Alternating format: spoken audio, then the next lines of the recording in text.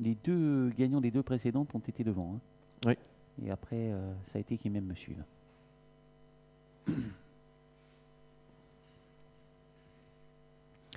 On prend place.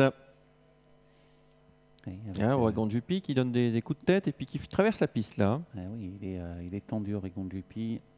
Et est-ce qu'il va pouvoir s'élancer à la place qui est censément être la sienne, Oregon Juppy? En tout cas, il est derrière. Il va essayer de venir se placer, Christophe Depic. On ne l'attendra sans doute pas parce que si les chevaux sont alignés, il est en train de venir. Bon, ça passe plutôt mieux que ça ne paraissait. Allez, attention, on va suivre l'As, bien sûr, Irayam, un des favoris de cette course. Et puis surtout, le numéro 3, Habanero de Bruni, c'est la casaque bleue et jaune. Et les concurrents qui vont s'élancer. Irayam un petit peu pris de vitesse.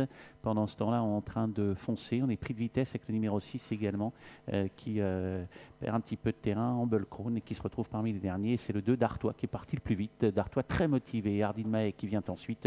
Et pour se diriger vers le tournant, Irayam est en 3e position, numéro 1. Le 12 vient en dehors, c'est Grâce, et voyage un petit peu en épaisseur.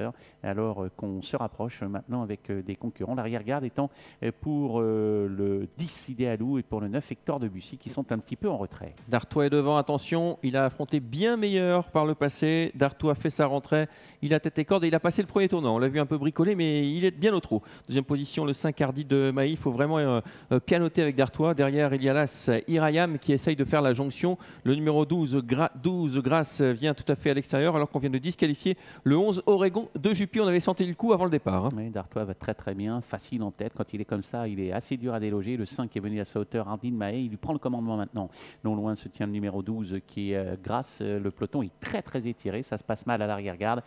Pour Grâce est au galop. Ça se passe mal à l'arrière-garde. Pour le 6, Humble Crown qui est très très loin. Le peloton qui s'étire. Et Ardine Mahé qui a faussé compagnie à ses adversaires alors que les concurrents vont passer désormais devant les tribunes. Oui, Ardine Mahé qui est seul en tête. Désormais, Dartois vient en deuxième position. Le 12, suite à sa faute, Grâce vient d'être disqualifié. Derrière, il y a toujours l'As Irayam avec Flying Jet, le numéro 4. Pour l'instant, les outsiders sont aux avant-postes. Hein. En 5e position, nous avons le numéro 9, Hector Debussy avec Idéalou, le 10 qui est à son extérieur. Bon, il y a un train vraiment très soutenu pour ce numéro 5 qui mène le bal, Ardine Mahé. Dartois s'est lancé à ses trousses. Ensuite, il y a le 4, Flying Jet qui vient un petit peu plus loin derrière. C'est un petit peu la débandade. Plusieurs concurrents sont en difficulté. Là, ça a du mal à suivre. Irayam, mais reste au contact.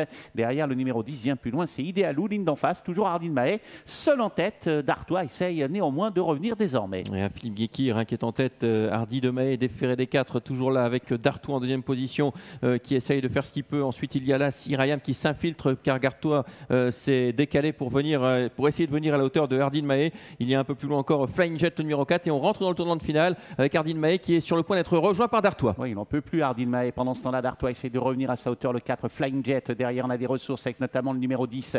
Il s'agit de Idéalou. Et puis voilà maintenant un concurrent qui essaie de passer à l'offensive. C'est Habanero de Bruni qui vient. On est très gêné avec le 6.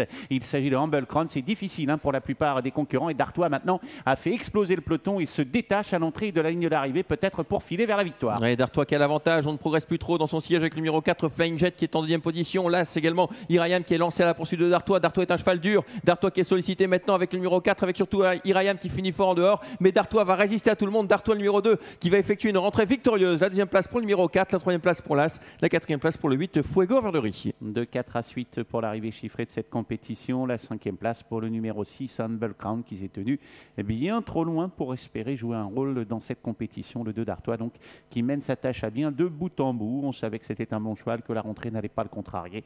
Il résiste à Flying Jet, le numéro 4, et la troisième place pour l'As, Irayam. Oui, grosse déception d'Habanero de Brunis, qui décidément à Mons n'y est pas. Les outsiders aux avant-postes, Dartois, le numéro 2, il avait affronté bien meilleur. Il remet les pendules à l'heure pour sa rentrée. Vous signaliez Bruno qui avait déjà fait une rentrée victorieuse. Il court bien frais.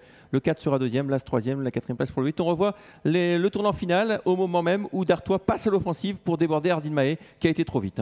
Absolument. Et derrière, regardez, c'est un peu la débandade. Il y a beaucoup de chevaux qui ont du mal à finir leur parcours. Énorme déception pour Habanero de Bruni, qui montre ses réelles limites. Et puis derrière, eh bien, voilà, il n'y a pas grand-chose, si ce n'est Humble Crown, mais son partenaire s'est retrouvé quand même à beaucoup de moments dans des endroits un peu compliqués, essayer de venir en dedans, essayer de venir en dehors. Et sa phase finale est quand même relativement correcte. Mais la messe était dite et les carottes étaient cuites. D'Artois qui résiste sans problème à ses adversaires, même s'il est temps tout de même que le poteau soit là. Voilà qui conclut cette réunion de Mons. Bonne journée à tous.